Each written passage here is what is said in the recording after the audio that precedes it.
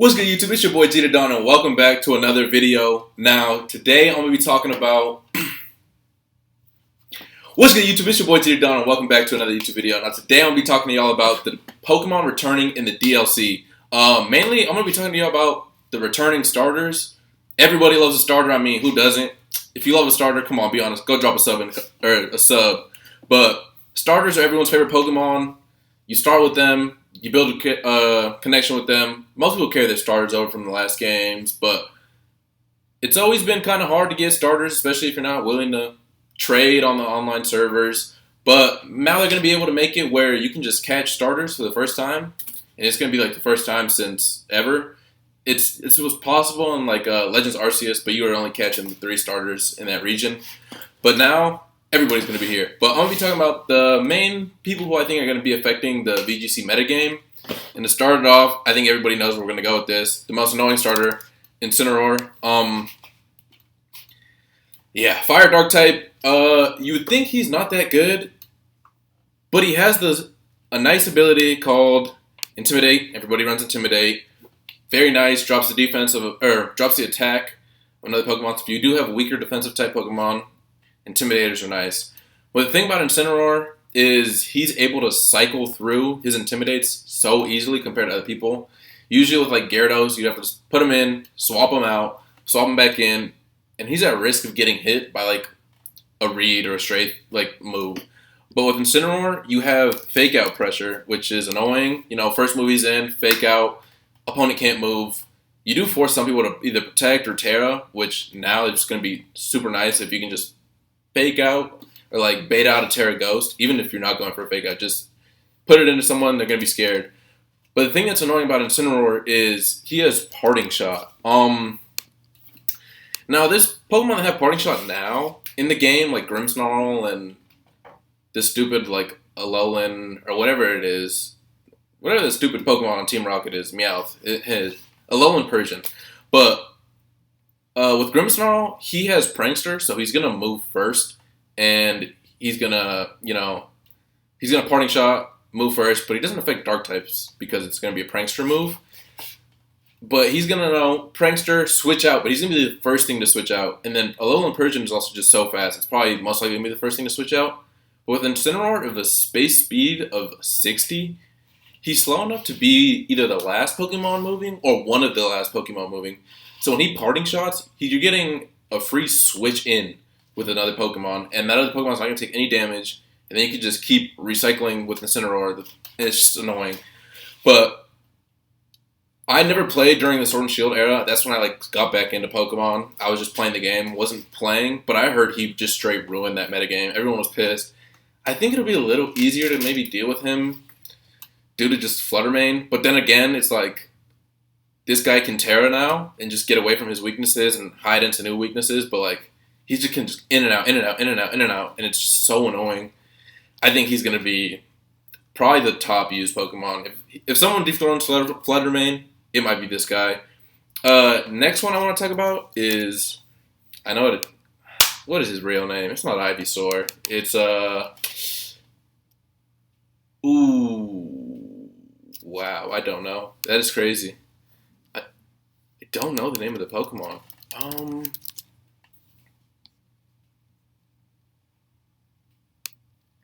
The next Pokemon we're going to be talking about is Venusaur.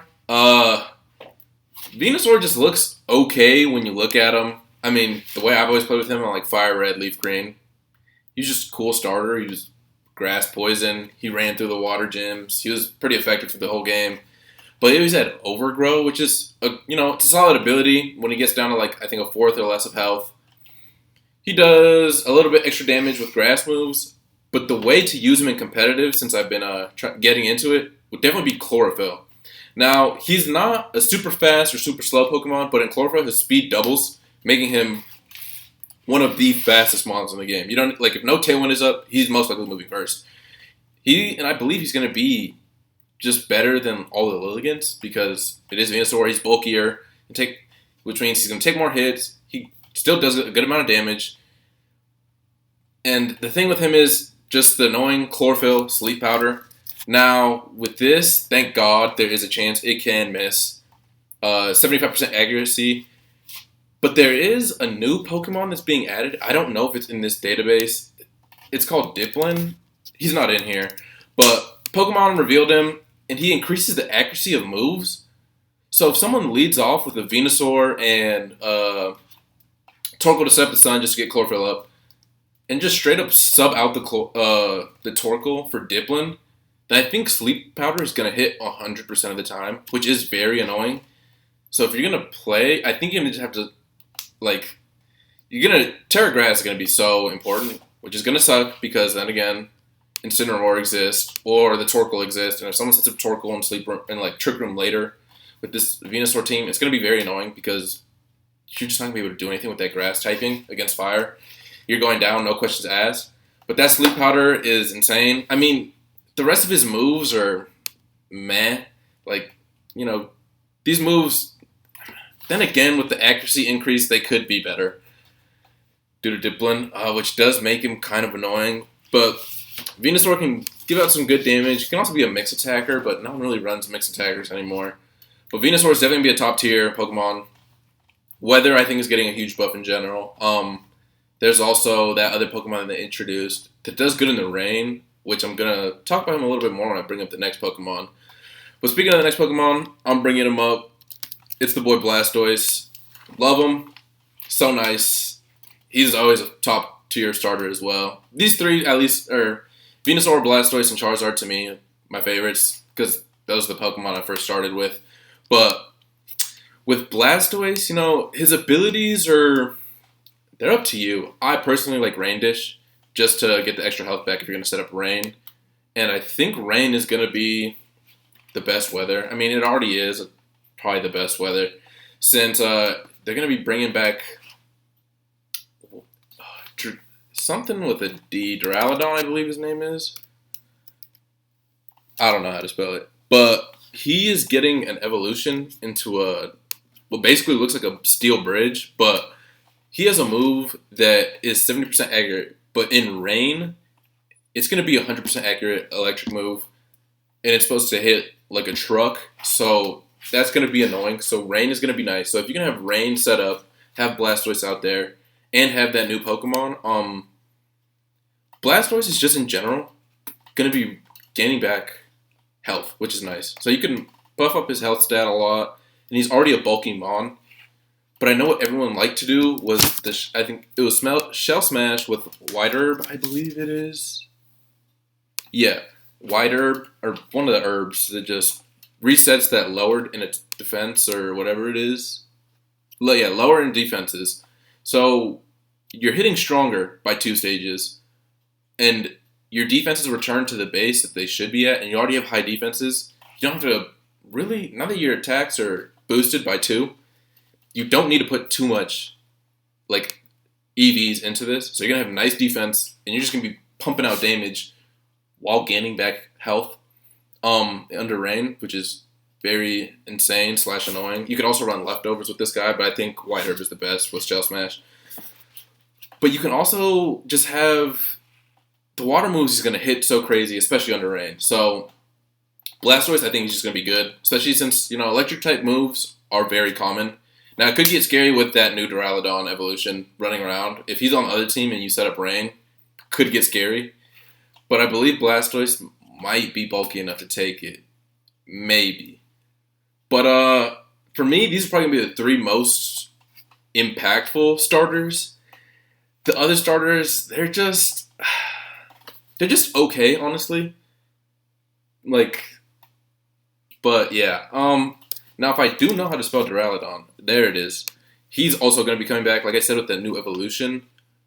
But with this Pokemon, Steel Dragon, very good typing, just like Hisuian Gudra. But I think he's going to have a better situation than Hisuian Gudra. Because, for me, at least on my teams, Hisuian Gudra just does body press, iron defense, which you can do with this guy, which is nice. And he already has crazy, insane defense. And you're like, special defense is kind of bad. But now you can kind of save that due to him having the potential to put on an Eviolite. You can also put on Heavy Metal if you really want, just to pick up like Fluttermanes and other Pokemons with what is that move? Heavy Slam, I believe it is. Yeah, Heavy Slam. So he's going to be Heavy Slam, Iron Defense, Cheese. You're also going to have Body Press. Now, you could run Protect, but I think you're not going to be...